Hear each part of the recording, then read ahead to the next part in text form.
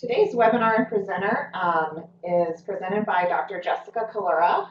She's with Ohio University's Voinovich School of Leadership and Public Affairs, and she'll be presenting on youth-led programs as an evidence-based prevention strategy. I'll go ahead and hand it over to Jessica to get us started. Thanks so much, Holly. And thank you all for joining today's conversation about a topic that is near and dear to my heart, which is youth-led programs. And today, what we'll be discussing is youth-led programs and how, over our journey of the past several years, the field has identified a unifying theme of the purpose for youth-led programs and really sought to identify how these programs align with those CSAP strategies. Holly mentioned at the beginning, but my name is Jessica Kalura, and I am a research associate at the Ohio University's Voinovich School of Leadership and Public Affairs. I think it's always nice to just see a brief picture of whose voice you are hearing on these webinars. So there I am, and I'm really looking forward to today's conversation. As I mentioned at the beginning, there's really two primary purposes for this webinar today. The first is to define youth-led programs in Ohio, and the next is to explain the evidence base that informs the work of youth-led programming in our state. We will conclude with an example of some of the work that's being done around the state with youth-led programs, and then of course open it up for questions, and I look forward to a productive conversation there. As I mentioned, we've been on a journey with youth-led programs for the past several years, and many of you are probably already familiar with the rich history of youth-led programs in the state of Ohio. Teen Institute started here in 1965, and then in 1982, Youth to Youth began here as well. So Ohio has always had a very rich history of youth-led programs. In addition to Teen Institute and Youth to Youth, we know that many counties, cities, schools have also engaged in youth-led programming. But what we heard is that while everyone was doing youth-led programming, what that meant to them and how it was implemented looked very different. So several years ago, the project manager for youth-led initiatives at the state, Ms. Valerie Leach, who I know you all are familiar with, decided and looked and said, you know, we really need to figure out what it is that defines youth-led programs and can unify the field in some way around the work that is occurring throughout the state. And that really began the journey of working with the adult allies in the state of Ohio who were implementing these programs, and to have conversations to understand what is it that unifies us as a field, what is it that distinguishes youth-led programs, and what is it that unites us. You'll see here probably several colleagues that you all are familiar with. This is just a very small snippet of the adults that we began working with. Now, we started working with the adult allies, is the term that they preferred to use, and these are the adults that facilitate youth-led programs throughout the state. They decided for their identity that they really saw themselves as allies for the young people to ultimately create some sort of community change in their local communities.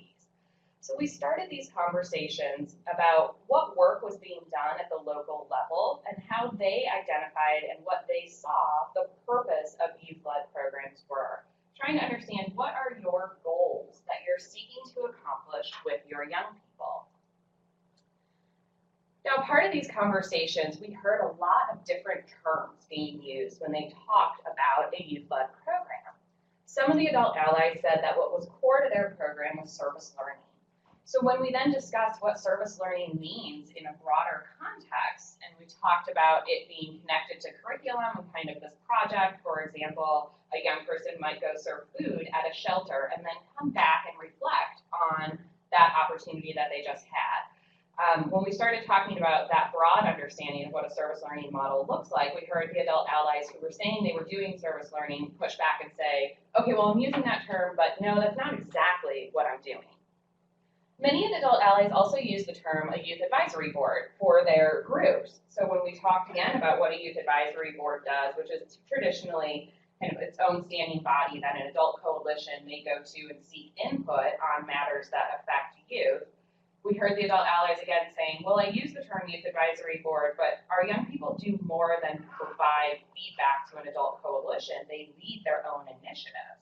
So we said, okay, well then there's, youth advisory board maybe doesn't fully capture what it is that you're doing.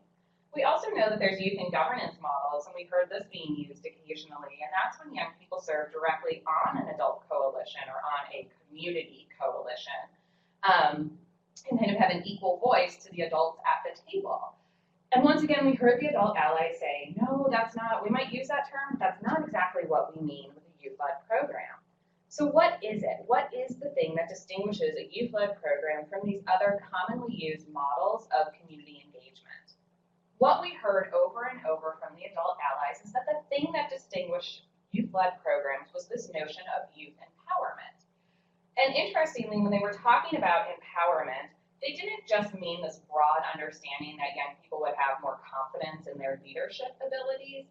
What they really said that youth-led programs were about was having young people develop the abilities to influence these broader social and political systems that affect their lives. They were really talking about empowering young people to create community-level change, not just to be leaders, which is obviously an important part, but more importantly, to be creating environmental change within their local communities.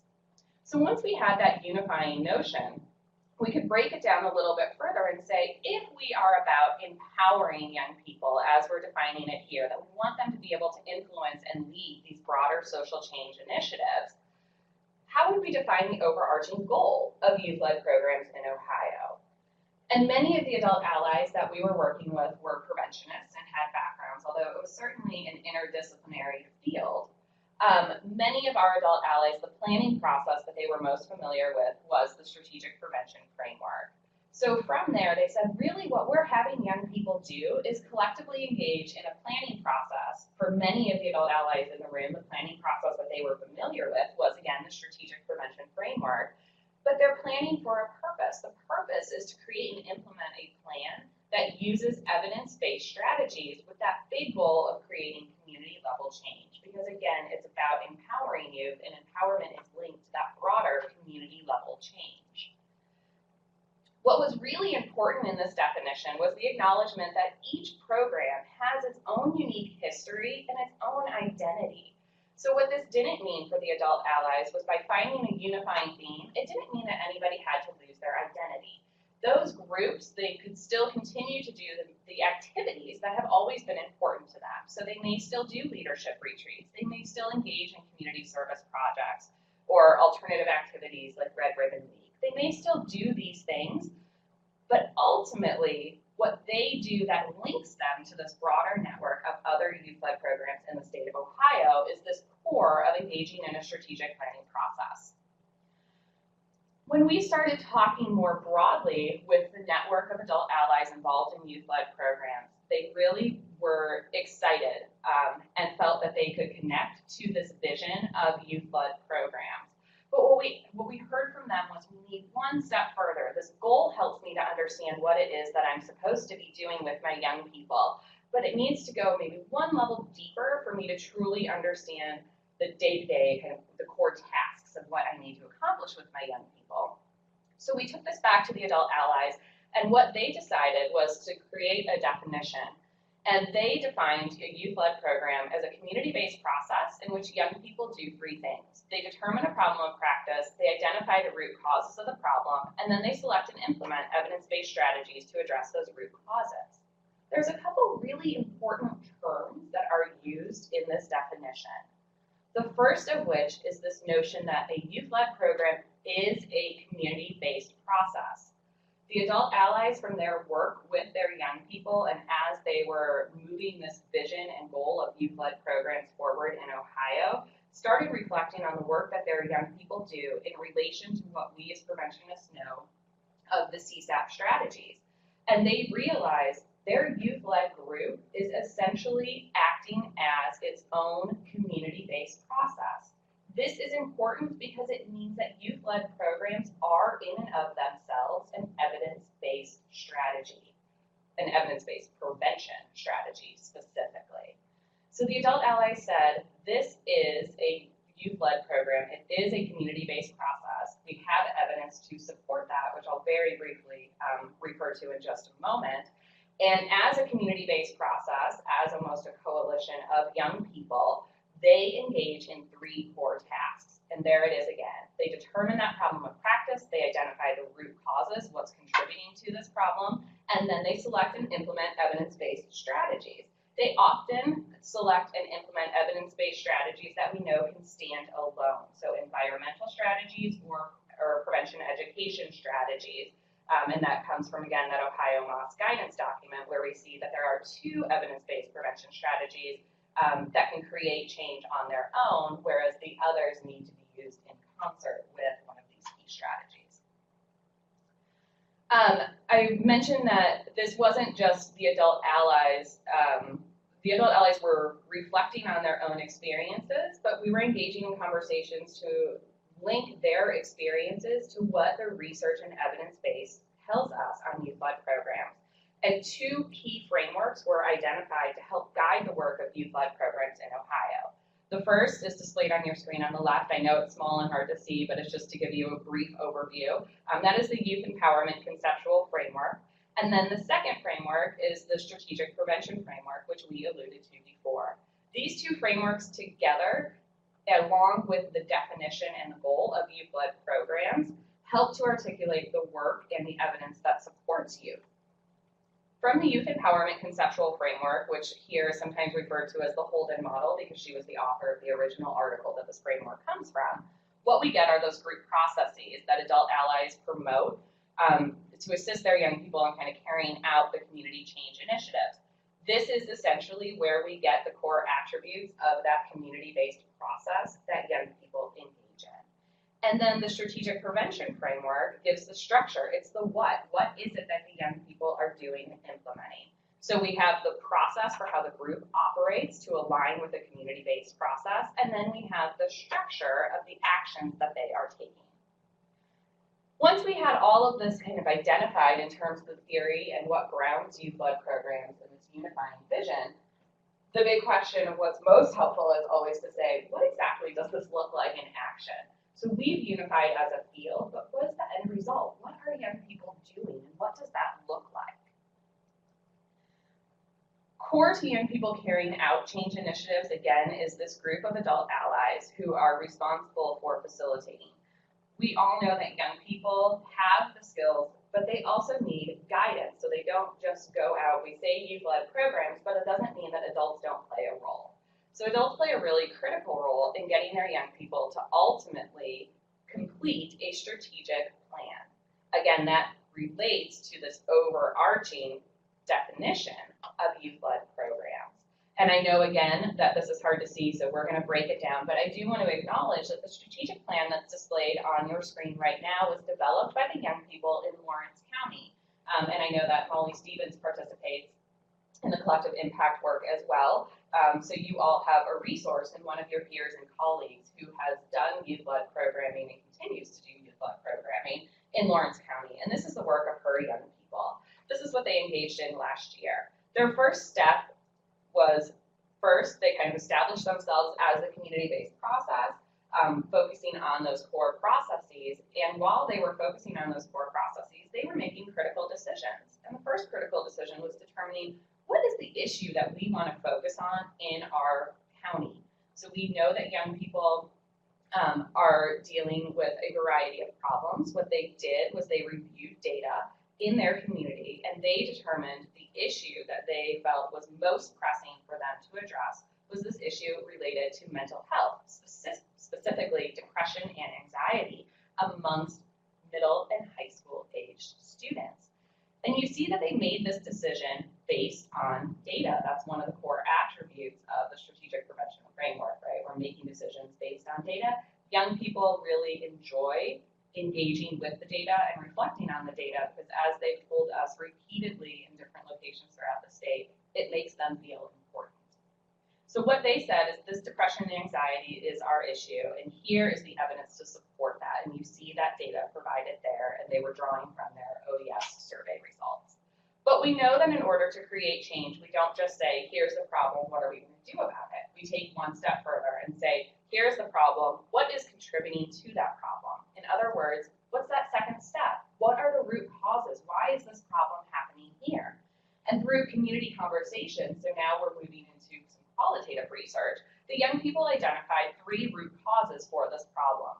The first was that they identified that there's a stigma around mental health. They also acknowledged and found that there was a lack of understanding and knowledge among youth about mental health. And then the third factor that they identified was that there was a lack of support at home. So from here, they then identified evidence-based strategies that they could implement to address these 3 root causes. And this is everything that's reflected in that strategic plan map that was kind of hard to see at first. This is kind of the breakdown of what is represented and presented in that map. What many young people do, or adult allies do, is go through and have the conversations. So they kind of break it down as we're discussing now, and then they fill in and complete the map and kind of show the young people their cohesive plan. So they had these root causes, and then they said, what are we going to do about each of these root causes? To address the issue of stigma around mental health, the young people developed and implemented a social media campaign. To address the issue of a lack of knowledge and around an understanding that they heard from their community conversations that young people have for mental health issues, they implemented a mental health curriculum at their teen leadership conference, which is a broad conference that brings young people together in their county.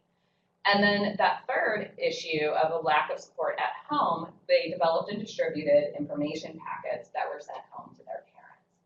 So, or to whoever the legal guardians were. So based on this, the young people had a blueprint that they could move forward with and have really clear evidence of why they're doing what they're doing in their community and how what they're doing is intended to create broader community level change. These young people are able to articulate the actions that they are taking and the intended outcomes. That is core to developing empowerment in young people because they can clearly articulate how their actions are intended to affect those broader social and political systems that create challenges for young people in their community.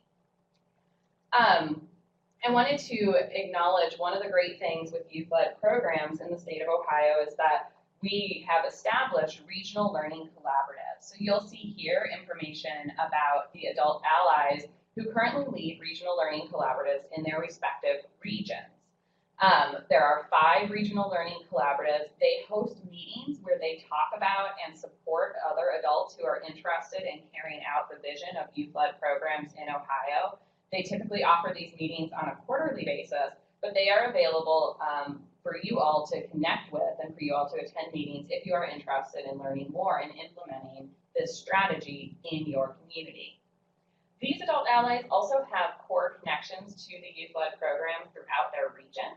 So for some of you who are developing your prevention plans, if you are looking for young people to serve in more of a youth advisory role, like we discussed at the beginning of this webinar, so if you're looking just for some youth input and youth perspective on the work that you are doing, these adult allies are wonderful contacts to connect with because they know which youth-led programs are already familiar with prevention work that would be able to review and provide input into the work that you are doing at your county level. There are other resources as well that I wanted to draw your attention to for those of you who are interested in learning more about this work. There is an Ohio Adult Allies webpage, and you see it posted there that you can connect with through the Boynton Beach Schools website that provides a lot of the tools and several videos that provide this overview of what youth-led programs are about. For those of you who are not connected to the Ohio Youth-Led Prevention Network through Prevention Action Alliance, I also encourage you to connect with this network as they are constantly providing opportunities for you to connect and learn more about this work that's occurring throughout the state. I wanted to pause at this point, and I'll go back to this slide for those of you who may want to be writing down some of that information. But I wanted to pause and open it up for some questions in our final remaining moments.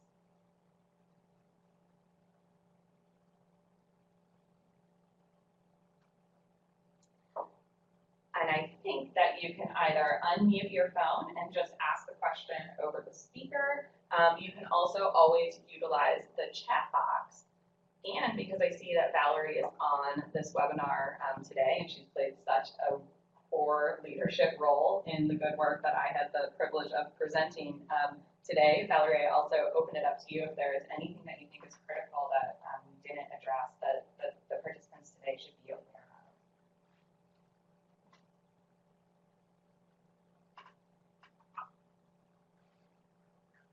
I have a question. This is Carrie from Clark County. Sure. Hi, Carrie. Hi. If I am just in the initial stages of trying to start a youth-led or group, where do you start? Do you contact these people? I mean, where do the students come from? Are they from different, we've got like 9 county schools in our area. Sure. I would absolutely encourage you to first start with connecting with your regional learning collaboratives, because those leaders at that level are very skilled in helping other adults kind of identify where do we begin, and some of the questions it sounds like that you're thinking of pertain to recruitment. So those regional leaders are very critical in helping to answer some of those questions. And then I also encourage you to be on the listserv through Prevention Action Alliance's, their Ohio Youth-Led Prevention Network, because they very frequently distribute funding announcements where there are training opportunities that you can go through and participate in a learning community with other adults who are interested in starting this work in their community. So I think those are 2 great starting points to get connected to the broader work. Okay, to further that question, Clark County, are we Southwest Ohio or are we Central Ohio? The wonderful thing is that we do not define the region for you. So you should feel comfortable reaching out to both of the adult leaders there and determining whose schedule makes the most sense for you to participate in and what travel, like, where you would rather travel to based on when those meetings are occurring. Okay, and I wasn't quite sure the list that you said for Prevention Alliance. Oh, sure. You said get on. Yeah, thank you so much for asking those questions. I'm not sure, are these slides sent out? So you'll get the slides as well. Oh, sorry, go ahead, Holly. If anybody wants a copy of the presentation, you can just put your email down in the chat bar and we'll send that out to you. Great. So Carrie, if you want to enter your email, that way we'll be sure to send these slides to you. But in addition, I did just advance the slides that you should see on your screen, and there is the link to the Ohio Youth-Led Prevention Network. You can also just Google search the Ohio Youth-Led Prevention Network, and it should link you to this page on Prevention Action Alliance's website, where you'll find contact information. Okay, thank you very much, and I will add my email. Thank you. Yeah, thank you for your questions, Carrie.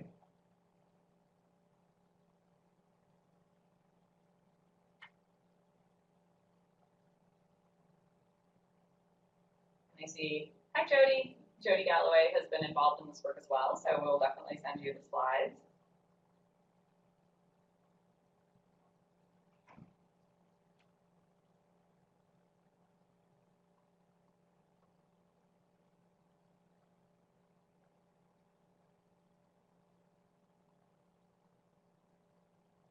Thank you, Carrie, for your email address as well. We will be sure to send this information to you. Thank you.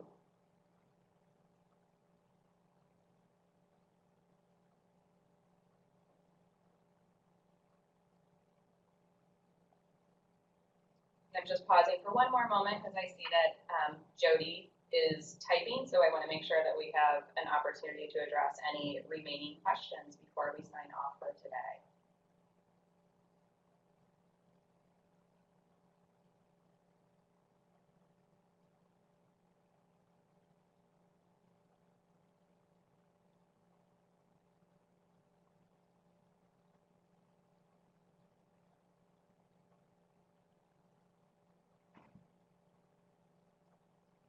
Oh, that's great. Thank you, Jody. So it sounds like we have additional resources, Carrie, for individuals that you can connect with who are already a part of this experience, that can provide some additional insight in addition to the slides that we'll send out. I know I referenced Molly Stevens before, and she's one of the regional learning collaborative leaders, so she's absolutely a resource, and I appreciate Jody being willing to serve as a resource as well. Corey from her region has been particularly involved in some of this work. So before we sign off, I just wanted to acknowledge that I have the privilege of speaking today about the work of youth-led programs, but there are many individuals who have been involved in this history and legacy of youth-led work in the state of Ohio. You see some of those individuals acknowledged here on the slide, but most importantly, the adult allies of youth-led programs who have really been the ones to drive this work and define the good work of youth-led programs throughout the state. So we offer our appreciation to all of them. And at the end of the slide, you'll also see my contact information should you have any further questions. And again, you'll get the slides, so you'll have that direct contact information as well. Anything else, Holly, that I need to say before we sign off for today? No, I don't think so. Thank you for sharing your youth-led prevention work today with our Community Collective Impact Model for Change communities. And like we said, we'll get a copy of this presentation out to those who left their email in the chat box. And also a recording of this webinar will be posted on the Collective Impact website.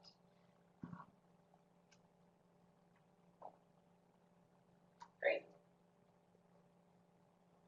And this is, just the final slide acknowledging, in addition to all of the people, there is a large evidence base that supports the work that we were discussing today. So there are some references, again, that we can provide should you be interested in learning more. So thank you, everyone, for your time and attention.